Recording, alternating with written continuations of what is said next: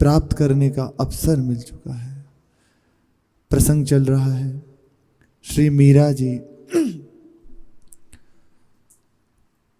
श्री वृंदावन धाम से पधारे हुए श्री बिहारी दास जी महाराज, उनकी संगीत तन्मयता, अद्भुत संगीत में प्रियति देखकर, प्रभु से प्रेम देखकर और सत्संग श्रवण करके सहज रूप से अत्यंत आसक्त हुई। और उन्होंने भी जब देखा मीरा जी की वो दृढ़, रात्रि के समय भजन हुआ तो सब बैठे हुए हैं पूरा परिकर। वहाँ श्री बिहारी दास जी महाराज ने भजन गायन किया, नेत्र बंद हैं, अद्भुत शोभा। प्रेमी जनों की वर्णन करने के लिए प्रेम ही चाहिए, अन्यथा नहीं जाना जा सकता।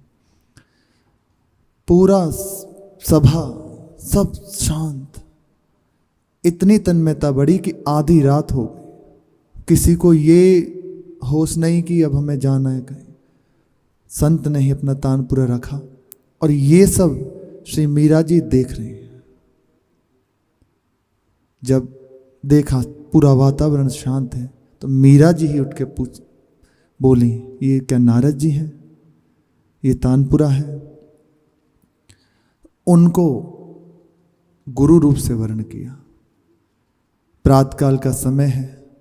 जो संगीत श्री बिहारी दास बाबा ने रात्रि के समय गाया, वैसे ही उसी स्वर से, वैसे ही ताल से प्रातकाल इनकी बेला में भैरवी राग में गायन कर रहे हैं। उस गायन को सुनकर श्री बिहारी दास जी अपने कक्ष से बाहर आए, क्योंकि मेड़ता में रुके हुए हैं, शिक्षा देंगे ना। और जब मधुर कंठ की आवाज़ सुनी तो मुग्ध हो गए। पूछा दूधा जी से, ये कौन है? किसका इतना सुंदर कंठ, कौन गायन कर रहा है? कहीं कोई बोल नहीं छूट रहे। जैसा गायन किया, एक बार श्रवण कर लेने मात्र से इतना सुंदर स्मृति। बताया श्री दूधा जी ने, ये मीरा का कंठ, मीरा गायन कर रही, रनिवास से ये स्वर आ रहा है। और फिर मीरा जी आई, प्रणाम किया, कहा मैं इसे संगीत की शिक्षा दूंगा। महान संगीतक, श्री जी के चरणों के आसक्त और महान प्रेमी जन, उन्होंने स्वीकार किया। कुछ ही दिन बीते, श्री निवृत्तिनाथ जी महाराज पुष्कर से मेड़ता पधारे। इनका संग करके श्री दूधा जी, एक तरफ श्री बिहारी दास प्रेमी महापुरुष और एक योग संपन्न महापुरुष श्री निवृत्तिनाथ जी महाराज, ऐसे महान पुरुषों का संग पाकर दूधा जी कृत्य करते हो गए। भक्त जगत में चिर स्मरणीय हो गए, स्मरण के योग्य हो। स्मरण करने केवल वही है जो प्रभु का है, अन्यथा भले कहीं नाम लिखा दो, कोई पढ़ने वाला नहीं है। खूब अच्छा आप कर लीजिए, पोस्टर लगवा लो, कोई पूछने वाला नहीं है। केवल, और आप कुछ मत करो, बैठ जाओ, प्रभु के होके ढूंढते हुए आपको आ जाएंगे। ऊसर में बैठ जाओ तो भीड़ लगना शुरू हो जाएगी। बड़े बड़े महापुरुष जन अपने आप को छपाते नहीं हैं, छिपाते हैं, लेकिन प्रभु उनके द्वारा जगत मंगल कराते हैं। महान ऐसे भक्त श्री मीरा जी का संग नातिनी रूप से मिली हैं, और प्रचंड वीर महान भक्त श्री जयमल जी नाती रूप से, दोनों। और ऐसे बड़े बड़े महापुरुषों का संग जवानी के समय, यहाँ लिखा है कि यौवन काल में अद्भुत योद्धा, अद्भुत योद्धा श्री दूधा जी महाराज, और अब वृद्धावस्था में संतों का संग, ऐसे पौत्र पौत्री, जीवन धन्य हो गया। ऐसे ही जन स्मरण करने के योग्य हैं। प्रथम दिन बीता, निवृत्तिनाथ जी महाराज विराजे, और दूसरे दिन प्रात काल ही श्री दूधा जी मीरा जी को लेकर जहाँ निवृत्तिनाथ जी महाराज ठहरे थे वहाँ गए। जिस रनिवास महल में ठहराया था ना, तो उसी कक्ष में पधारे। वहाँ जाकर देखा कि केवल झोली रखी हुई है, आसन रखा है, दूसरा कुछ नहीं, महात्मा जी नहीं है। प्रहरी जो थे वहाँ रहने वाले, उनसे पूछा तो उनने बताया कि नगर से बाहर वो एक सरोवर के पास दूधासर के पास गए हुए हैं। बता दिया। श्री दूधा जी महाराज अपने पास में मीरा जी को बिठाया, घोड़े पर बैठे और दूधासर वहां चल दिए। दूधासर पर दृष्टि पड़ी तो उन्होंने उतरकर अश्व को वृक्ष से बांध दिया और पास में जाके संत अभी एक वृक्ष के नीचे ध्यानस्थ बैठे हुए प्रणाम करके बैठ गए और इष्ट मंत्र का जप करने लगे। श्री दूधा जी महाराज, कभी खाली नहीं रहना चाहिए। मन की तरफ ध्यान मत दो, कभी खाली मत रहो कि अभी बिल्कुल ना। आप बहुत बड़ी निधि प्राप्त है, मंत्र वाणी जी स्मृति प्रभु की, बस जहाँ बैठ गए कल सेवा तो होनी है, आगे जो सेवा मिले हो जाएगी, बस मंत्र को छूटे ना। इसीलिए निरंतर यहाँ है, खाली बैठे जहाँ भी, कभी ना छूटे। मंत्र का जप करने लगे और मीरा जी एकटक श्री निवृत्तिनाथ जी महाराज को देखने लगी। वहीं बस तन्मयतापूर्वक देख रहे हैं उनकी चेष्टा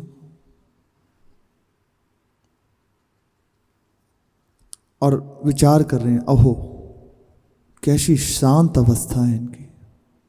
संसार की सारी हलचल और देह के सुख दुख पूर्णतः निरपेक्ष। ध्यानावस्था में बैठते ना, बोले बिल्कुल निरपेक्ष। कैसा अच्छा हो यदि चाहते ही ऐसी अवस्था प्राप्त हो जाए। मीरा जी कह रहे हैं कि ऐसी अवस्था प्राप्त हो जाए, हमारे हृदय में चाह उठे और ये प्राप्त हो जाए। ऐसी अवस्था होने पर कभी प्रतिकूलता अपने लक्ष्य की प्राप्ति में व्याघात ना बनेगी। हमें प्रतिकूलता तभी बाधित करती है जब हमारा लक्ष्य दृढ़ नहीं है। गिनता नहीं मार्ग की कुछ भी, कोई बाधा को कोई नहीं गिनता जो उपासक का लक्ष्य बने। जैसे संसार में भी आप कुछ भी प्राप्त करना चाहते हैं तो अनेकों बाधाएं आती हैं। बिना ऐसा थोड़ी आपने कोई लक्ष्य रखा, बहुत इंजीनियर बनना है कि डॉक्टर बनना है, तो उस लक्ष्य की प्राप्ति में भी अनेकों बाधाएं हैं। कितनी बार निराश होना पड़ता है, कितनी बार हताश होना पड़ता है, कितनी बार ऐसे अवसर आते हैं कि अब खत्म हो गया। लेकिन जिसका दृढ़ निश्चय है, अब नहीं, चाहे जो हो जाए बस मैं प्राप्त करके रहूँगा, और पा लेता है। जिसका ऐसा लक्ष्य है, बहुत समय पहले किसी ने कही थी कि 2 बात जिसके जीवन में वो कुछ भी पा सकता है। पहला उत्साह, दूसरा दृढ़ लक्ष्य। कभी उत्साह नष्ट ना हो और लक्ष्य कभी आपका हिले ना। चाहे जैसी आएंगी परिस्थितियां, ऐसी आएंगी कि हो सकता है समझ में सब कुछ खत्म हो गया, अब तो कुछ अनुभव नहीं हो रहा, लेकिन नहीं, वो अंधेरे का मार्ग है, वहाँ पाकर भी कुछ प्राप्त नहीं हो सकता। और ये महा उज्ज्वल मार्ग है, यहाँ दिखाई दे रहा है कि कुछ प्राप्त नहीं हो रहा, लेकिन सब कुछ प्राप्त हो जाएगा। ये भक्ति मार्ग मणि है, अद्भुत, इसकी अपार महिमा।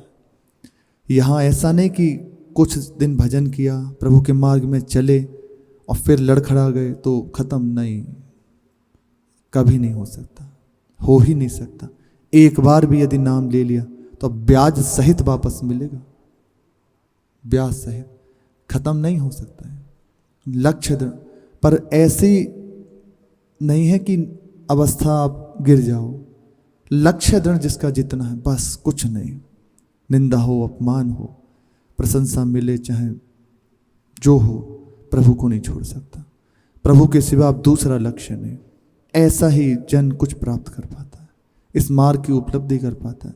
अन्यथा भटक जाते हैं, बहुत लंबा समय बीत जाता है, फिर वो कृपा हो, समझ में आए। प्रभु इसीलिए समय समय पर बीच बीच में प्रतिकूलता देते रहते हैं। कहाँ फंस रहे हो, कहाँ अटक रहे हो, मुझे छोड़कर। जहाँ फंसोगे, जिसको पकड़ोगे, वो केवल झूठा है। व्यवहार सत्य थोड़ी है, असत्य है। आप इसको पकड़ रहे हो, मुझे छोड़कर मेरे मार्ग में आके फिर दुख की यात्रा में चल रहे हो, महान दुख मिलेगा। इसलिए कई बार ऐसी परिस्थिति सामने आ जाती है, लगता है बस प्रभु हटो, भागो यहाँ से, कुछ नहीं। जहाँ आप प्रभु ने आपको स्वीकार कर लिया, हमें अनुभव नहीं हो रहा, लेकिन निश्चित बात प्रभु ने स्वीकार कर ली। अब आप देखना, जहां जहां राग करेंगे, जहां जहां अपनापन करेंगे, वो सब तोड़ा जाएगा। व्यर्थ में आपको परेशान किया जाएगा। आपको लगेगा कि मैंने कुछ नहीं किया, कोई बात तो नहीं, इससे ये क्यों मुझे टॉर्चर कर रहा है, मुझे क्यों विक्षेप दे रहा है। वो इसीलिए राग मत करो। यदि यहाँ से अनुकूलता मिली तो प्रभु से विमुख हो जाओगे।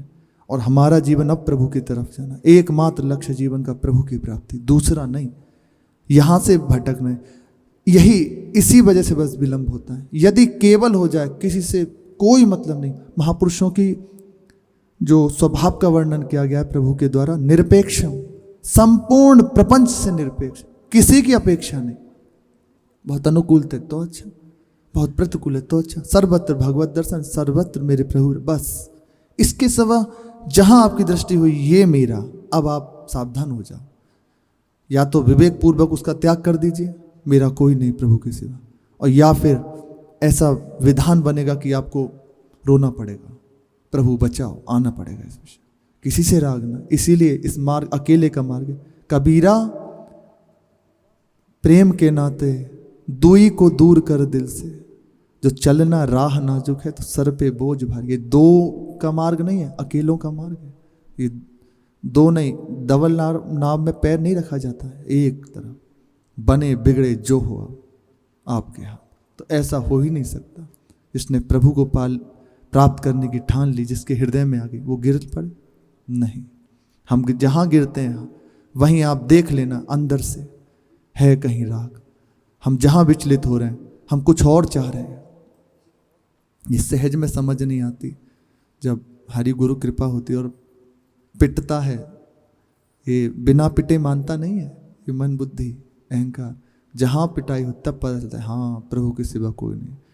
जहाँ अंदर लगी कि ये नहीं, बिल्कुल मेरा कोई नहीं, फिर भाग पड़ता है। ऐसी अवस्था में, जहाँ ऐसी अवस्था आई, फिर प्रतिकूलता आदि अनेकों विघ्न आ जाए, कोई फर्क नहीं पड़ता। मीरा जी कह रही हैं प्रतिकूलता अपने लक्ष्य की प्राप्ति में व्याघात नहीं बन सकेगी, जहाँ जिसकी हृदय की ऐसी स्थिति हो गई। महात्मा जी चैतन्य हो जाए, विचार कर रही हूँ, और बाबो सा आज्ञा दें तो वह उपाय अवश्य पूछूंगी, कैसे ये स्थिति प्राप्त होती है। ये जिसके हृदय में आ गया ना प्रभु पाने, ये खुद ब खुद चलता रहता है, बस उसे चैन नहीं है। जब तक चैन नहीं, जब तक प्रभु को पाना लेगा तब तक उसे चैन नहीं। बिनु देखे रघुनाथ पद, जिए की जरनी न जाए, उसको शांत रह नहीं सकता बिल्कुल। थोड़ी देर में ही ये विचार ही चल रहा था, उठी जय सच्चिदानंद, हमारे प्रभु के नाम है अनेक। ऐसा कहते हुए महात्मा जी ने नेत्र खोले और आसन छोड़कर, जो सिद्धासन पद्मासन से बैठे ऐसे ढीले हो गए और पैरों को नीचे लटका दिया। एक लता के नीचे वेदी पर विराजे हुए थे ना, तो पैर नीचे कर दिए। चेष्टा से ऐसा लगता था मानो कि अभी उन्हें राजमहल पहुंचने की कोई जल्दी नहीं है। सुंदर वातावरण, सुंदर सरोवर है, पक्षी कलरव कर रहे हैं, अद्भुत मंद सुगंध समीर बह रही है। सुबह का वातावरण बहुत अद्भुत है, भजन के लिए सबसे अनुकूल वो है। श्री बुंदेलखंड में रेवासा पीठ वहीं है शायद, और श्री जी जाने। वहाँ एक महापुरुष ने कुछ संस्कृत में लिखने के लिए कुछ प्रेरणा हुई उन्हें, तो उन्होंने विचार किया कि वहीं चलते हैं। बहुत शांत वातावरण है, और क्योंकि महल था वो, जिस जगह पीपा जी की रेवासा पीठ है ना अभी, वो सुंदर महल था। उसी में श्री जानकी जी और रामलला विराजमान है। अद्भुत अग्रदास जी द्वारा पद्धति स्थापित है, सहचरी भाव से सेवा होती है। तो रात्रि के समय 12 से 1 बजे उठ जाते हैं। नीरव वातावरण, लदा पताएं कहीं कुछ नहीं, बस एकांत बैठते। उस समय स्नान आदि करके अपने फिर ध्यानस्थ होकर वो संस्कृत के जो उन्हें लिखना था प्रभु की कुछ वार्ता, वो लिखते। कुछ ही दिनों बाद, 2-4 दिनों में वहाँ सुनाई दिया, कुछ घुंघरुओं की आवाज़ आने लगी। एक दिन देखा, पर दिखाई नहीं दे रहा अभी, नीरव वातावरण एकदम। थोड़ा थोड़ा 12-1 बजे से लगते थे 3 बजे 2-3 बजे 4। ये बहुत सुंदर वातावरण है। सहज में ये भजन का इतना अनुकूल है, आपको मन नहीं लगाना पड़ेगा। ये शांत चित्त। तो वहाँ एक दिन उनको घुंघरुओं की आवाज़ आने लगी। फिर अगले दिन सोचा कि हो सकता है मेरा भ्रम हो। दूसरे दिन फिर ऐसा ही हुआ, फिर से घुंघरुओं की आवाज़ आई। फिर उठ के गए और देखा तो फिर से कुछ दिखाई नहीं दे रहा, केवल सुनाई दे रही है। तीसरे दिन फिर ऐसा ही हुआ। अगले दिन उन्होंने जो वहाँ के महंत जी थे उनसे कहा कि हमें लगता है यहाँ कुछ है, समझ तो नहीं आ रहा, दिखाई तो नहीं दे रहा, पर कुछ है, हमें ऐसे ऐसे अनुभूति हो रही है। तो श्री जो महंत जी थे वहाँ के, उन्होंने कहा आपके ऊपर कृपा हो गई। श्री जानकी जी यहाँ भ्रमण करते हैं और उन्हीं के घुंघरुओं की आवाज़ आपने सुनी। नीरव वातावरण। ये जो बड़े बड़े महापुरुषों को बहुत अनुभव इसीलिए प्राय संतों की यही रहनी होती है, 2 से 3 बजे उठ जाते, स्नान आदि करके भजन में लगे। आज भी अनेकों संत ऐसे हैं 3 बजे उठ के भजन में बैठ जाते हैं, 2 बजे उठ के भजन में बैठ जाते हैं। भक्तमाल, ब्रज भक्तमाल में प्राय सभी प्रसंग जो ब्रज के भक्त हुए सबके ही ऐसे 2 से 3 बजे बैठ जाते भजन में, स्नान आदि करके अपनी दिनचर्या नाम जप करते हुए। मुख्यतः ये प्रातकालीन की बेला, ऐसा सुंदर वातावरण, मुग्ध है चित्त, सहज में शांत चित्त। वो लगना नहीं पड़ेगा, करना नहीं पड़ेगा, वो उठने लगेगा अंदर से, राधा राधा अंदर। उन्हें कोई शीघ्रता नहीं, ऐसा विचार हो रहा है, क्योंकि एकदम चित्त डूबा हुआ है। श्री दूधा जी देख ही रहे थे, उठे और चरणों में प्रणाम किया। कहा दूधा राठौर प्रणत है प्रभु। चरणों को पकड़ के प्रणाम किया कि आपके चरणों में प्रणाम है। मीरा जी भी पीछे से आई और चरणों में प्रणाम करके किया। कहा मीरा मेर तरणी श्री चरणों में प्रणत है भगवान। जो ही ऐसी बात सुनी आज बहुत प्रसन्न हुए संत। महात्मा जी ने ऐसे हाथ उठाए और माथे पर रखा दुलारपूर्वक और प्रणव का उच्चारण किया। मस्तक पे हाथ रखते हुए प्रणव का उच्चारण किया। संकेत से मीरा जी को समीप बुलाया, पास आओ, और कहा पूछने लगे कुछ। खड़ी हो गई हाथ जोड़ के, अभी कुछ बोले नहीं है। एक बार, यद्यपि पहले कई बार देखे हैं, वार्ता करी है, पर इस समय जो देख रहे हैं वो दूसरा है। ये जो दृष्टि होती है ना, यही होती है। अलग से आशीर्वाद मांगना नहीं पड़ता, आप दैन्य हैं, उनके जैसे कह रहे वैसे चल रहे हैं। तो करुणा भरी दृष्टि, वो करुणा भीनी दृष्टि ऐसे आएगी, निहाल कर देगी। गुरुजनों की यही दृष्टि होती है। बाहर से उनकी करुणा है, वो जो करें, लेकिन कभी जब अत्यंत प्रसन्न होते हैं तो मुस्कुराते हुए ऐसे देखते हैं, हृदय शांत हो गया, शीतल हो गया, केवल इसी से, दूसरा कोई साधन आदि नहीं।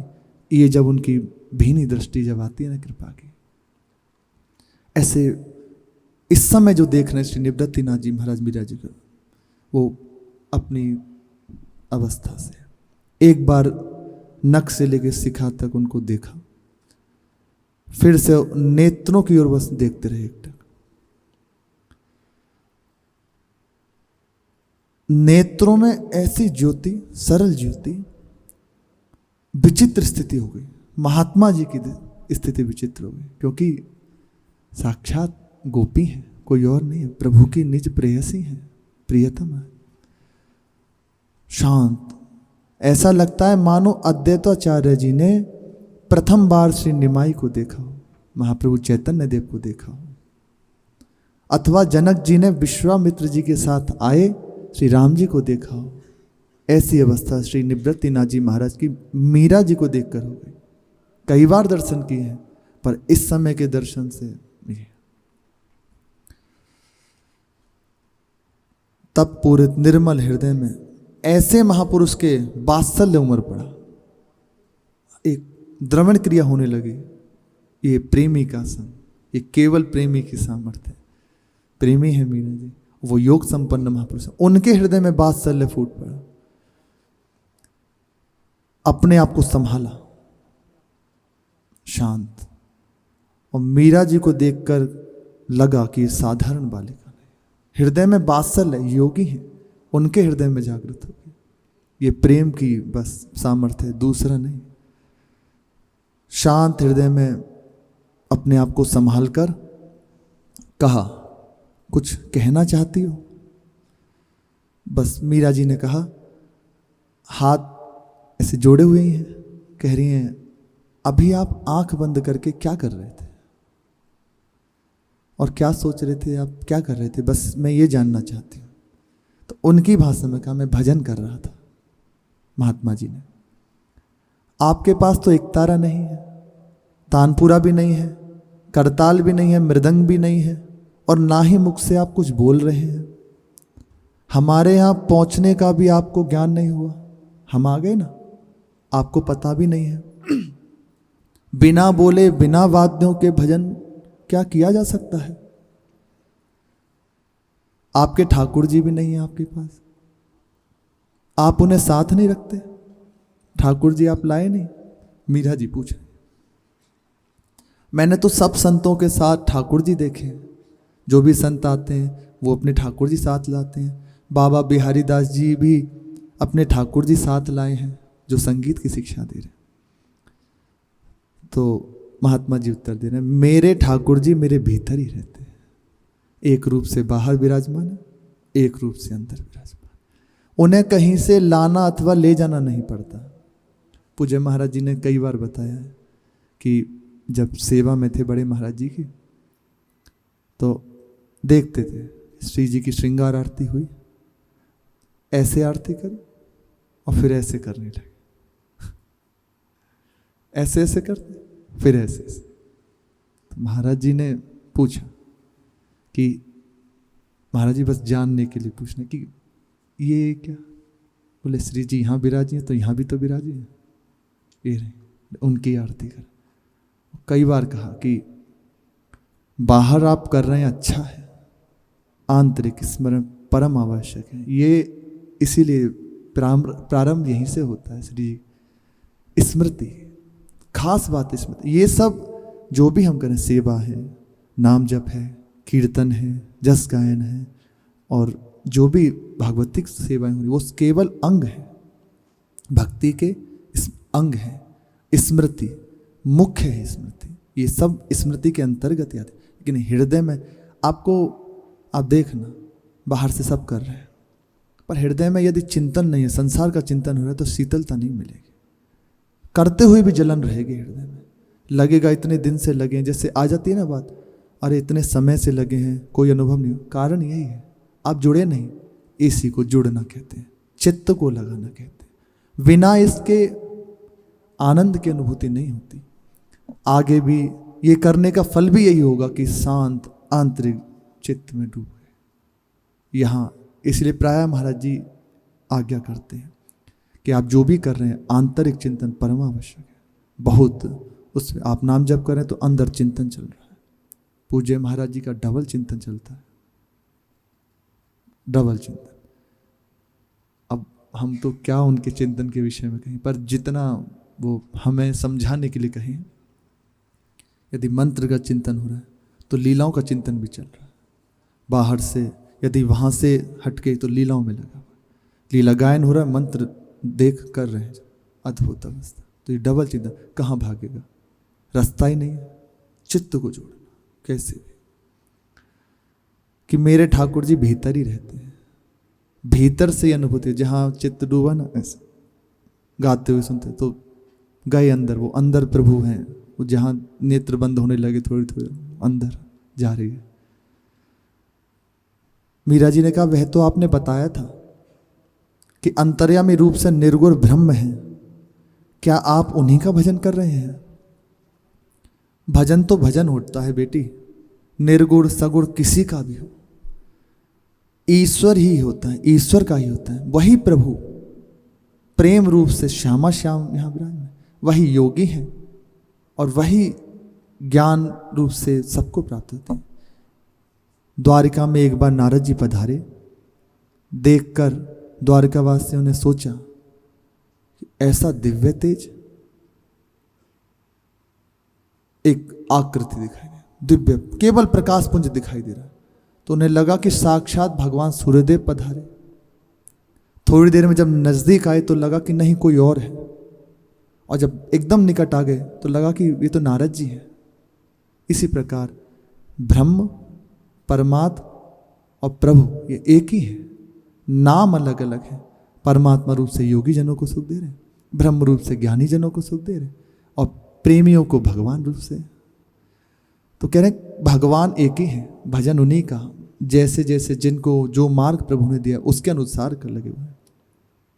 मीरा जी कहती हैं ऐसा भजन मुझे भी सिखा दीजिए। गाकर भजन करना तो थोड़ा थोड़ा आ गया है मुझे, बस ये वाला और सिखा दीजिए। सहज सरल बोली, निर्मल चित्त सह, इसी से प्रभु रीझते हैं। ये जो सरलता है ना, अत्यंत बनावट नहीं, एकदम सरल हो जाए, कोई बनावट नहीं, जैसे हैं हम प्रभु के सामने। तो अपने हृदय की बात जैसी आ रही है प्रभु के सामने, प्रभु ऐसे कर दो, सच्ची, इससे प्रभु रीझते हैं। ये बनावट से नहीं कि अच्छा किसको ठगना, अपने को, तो वो तो अंतर्यामी जान रहे ना हृदय की बात। एकदम सहज, बहुत जल्दी प्रभु गुरुजन रीझ जाते हैं, बिना प्रयास के प्रभु अपने आप आपकी उपलब्धि करा देते हैं। मीरा जी से कहा थोड़ा गाओ, क्योंकि गाना सीख रही है ना, श्री बिहारी दास जी से सुंदर गायन प्रारंभ किया। प्रातकालीन भैरवी राग होता है ना, उसमें गायन प्रारंभ, लय राग की शुद्धता, स्वर की मधुरता, भावों की अभिव्यक्ति ने महात्मा जी को विधेय बना दिया। ऐसा सुंदर कंठ, प्रेमी का गायन अलग ही होता है। वो राधा वल्लभ जी के झूलन उत्सव होता है, अभी आने वाला है, 15-16 दिन का। उसमें अभी जो मुखिया जी हैं उनके पिताजी गायन करते थे, सारी वाणी तो कंठस्थ थी, उन्हें हारमोनियम ऐसे लिया और नेत्र बंद हो गए, बस अश्रु बह रहे, वो गायन हो रहा है, कहाँ क्या कोई मतलब नहीं, बस अपने माइक बैठे हैं और हारमोनियम पर जो ही हाथ रखा रीड लगी, बस आंख बंद। तो ऐसे जनों कोई विक्षेप नहीं होता कि करताल कहीं गड़बड़ हो गई या मृदंग गई, ये कुछ नहीं होता, प्रभु देख रहे ना। ऐसा कहा जाता है कि राधा वल्लभ जी का हिंडोरा स्वयं झूलता था, वो केवल उनके गायन से, उन्हें जैसे कोई नहीं झुला रहा, वो स्वयं झूल रहा है हिंडोरा। ऐसा सबको दर्शन हुआ है, जिन्होंने भी दर्शन किया। प्रेमी का गायन अलग होता है। महात्मा जी विधेय हो गए सुनकर। संगीत शास्त्र के रहस्य ज्ञाता श्री निवृत्तिनाथ जी महाराज बहुत अच्छे संगीतज्ञ हैं। मीरा जी के गुण योग्यता जान लेना कोई कठिन नहीं था, क्योंकि पहचान गए, जान गए वो कौन है। ये आगे आता है, बिहारी दास जी से एक बार चर्चा करते हुए कहते हैं, स्पष्ट कहते हैं, हमें लगता है कि श्री कृष्ण से बिछड़ी हुई कोई गोपी ही इसके रूप में प्रकट हुई है। ऐसा श्री बिहारी दास बाबा से कहते हैं निवृत्तिनाथ जी महाराज। मुझे ऐसा अनुभव होता है। पद पूरा होने पर दूधा जी से मीरा जी के विषय में पूछा, तो जितना श्री दूधा जी जानते थे मीरा जी के विषय में सब बता दिया। थोड़ी देर तक वहाँ बैठे रहे, सत्संग होता रहा, और फिर अनुकूल वातावरण, दूधा जी का प्रेम, आतिथ्य और मीरा जी की असाधारण योग्यता देखकर श्री निवृत्तिनाथ जी महाराज ने मेड़ता में रहकर ऐसे महान भागवत जन रहे, बंद के रहे, संत सुखी विचरंत में, वो तो विचरण में रहे लेकिन बंद के रहे, स्वीकार कर लिया कि इसे मैं योग की शिक्षा दूंगा। यही वो चाहते थे। सभी आनंदित हो गए, फिर अपने रनिवास को पधारे, महल की तरफ आ गए। कुछ दिन की बात है, ऐसे ही समय बीता, योग की शिक्षा प्रारंभ हुई, संगीत की भी शिक्षा प्रारंभ हुई मीरा जी की, ये चल रही है। एक दिन मीरा जी छत पे अपने बैठी हुई हैं, ठाकुर जी विराजमान है, श्री गिरधर लाल जी। और छत से देखा कि एक बहुत सजे धजे लोग हैं, गाजे बाजे बज रहे हैं, और एक हाथी पे दूल्हा बना हुआ कोई बैठ के जा रहे हैं। बस एक टक देख रहे हैं। पीछे से माता जी आई, कहा चल नीचे, बहुत देर होगी तुझे यहाँ बैठे हुए। तो उनकी बात को काटते हुए कहा, मात कि ये कौन है, ये क्या हो रहा है सब। तो कहा ये बारात आई है बेटी। और उत्तर देते हुए उनका हृदय अत्यंत प्रसन्न हो गया, क्योंकि हृदय में रहती है ना, लिखा है कि 100 सपने तैर गए कि तेरे विवाह होगा, बारात आएगी। ऐसे इस प्रसन्नता से उनका हृदय प्रफुल्लित हुआ। मीरा जी ने पूछा बारात क्या होती है। भाबू, माता जी को भाबू कह रहे हैं, बारात क्या होती है, और यह इतने गहने पहनकर हाथी पर कौन बैठा है। माता जी ने कहा ये बींद है, बींद दूल्हा, और ये बीनड़ी को बहू को बिहाने जा रहा है। अच्छा, अपने नगर सेठ जी है ना, उनकी बेटी का विवाह है, वहीं बारात आई है। दूल्हे की ओर संकेत करते हुए श्री झाली जी ने बताया। सभी बेटियों के बर होते हैं क्या, मीरा जी पूछ रही। हाँ, सबके बर होते हैं। सभी से ब्याह करने बींद आते हैं। हाँ, सबसे ब्याह करने बींद आते, दूल्हा आते। हाँ बेटी, बेटियों को तो ब्याहना ही पड़ता है, वो ऐसे बैठे हैं, वो वार्ता कर रहे हैं। बेटी बाप के घर नहीं खटती। चल अब नीचे चल, बहुत देर हो गई, चल नीचे। झरोके से ऐसे उतारने का प्रयत्न किया तो वो ऐसे उछटी और दूर खड़ी हो गई जाके। बोले नहीं नहीं, मुझे कुछ पूछना है। उस ओर ध्यान नहीं दिया माता जी जो कह रही हैं, और पूछ रही हैं मेरा बींद कौन है। यहां से कि मेरा बींद कौन है। हंस गई श्री झाली जी, तेरा बींद। और ऐसे हंस के कहा मैं कैसे जानूं तेरा बींद कौन है, कि तेरा वर कहाँ है। जहां के विधाता ने लेख लिखे होंगे वहीं जाना पड़ेगा, जहां के काले तिल खाए होंगे वहीं तुझे जाना पड़ेगा। ले चल, अब नीचे उतर, बहुत देर हो गई, नीचे चल। नहीं नहीं, आप बताओ पहले मुझे। और दूर जाके खड़ी हो गई, हट करने लगी। मुझे बताइए मेरा वर कौन है। नीचे चल, वहां माठा भाभा हुकुम से पूछ लेना, ताई से पूछ लेना, वो बता देंगे तेरा बींद कौन है। नहीं नहीं, मुझे किसी से नहीं पूछना, कहीं नहीं जाना, तुम बताओ मेरा बींद कौन है। ऐसे कभी हट नहीं किया मीरा जी ने, और ऐसे बैठ के हाथ पांव पटकने, आप ही बताइए, अभी बताइए, इसी समय बताइए, मुझे कहीं नहीं जाना, किसी से नहीं पूछना। बहुत हट कर रहे हैं। तो माता जी ने कहा अरे ये क्या पागलपन है। समझा कर कहा जब बाबू साहब से पूछ लेना, वो बता देंगे। मैं कोई पुरुष थोड़ी हूं, जिसने जहां तेरा विवाह संबंध होगा वही तो तेरा बींद होगा। मुझे नहीं पता, मुझे कहीं नहीं जाना, मुझे किसी से नहीं पूछना। आप जल्दी बताइए, अभी बताइए, इसी समय बताइए। और रोने लगी। ये प्रभु की लीला है। आश्चर्य हुआ माता जी को कि ऐसी जिद तो इसने आज तक नहीं की। ठीक है, रो मत, बताती हूं। और ऐसे गोद में लिया, क्या बताए कल बताए। शेष चर्चा आ गया। श्री राधा वल्लभ लाल की।